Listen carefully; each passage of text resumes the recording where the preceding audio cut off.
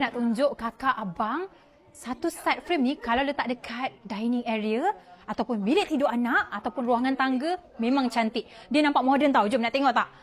Ni dia. Ini nama dia adalah Afia Set. Okey. Ni akak abang yang datang kat sini selalu add on. Kadang-kadang diorang letak dekat bilik tidur. Tapi selalunya diorang akan letak dekat tangga. Okey. Ini adalah Afia Set. Ada warna putih, ada warna hitam. Kakak abang boleh tengok. Dan kalau nak customkan tulisan dia pada Arabic font pun boleh. Nak custom warna gold pun boleh. Dan base dia nak warna putih pun boleh. Tak ada masalah.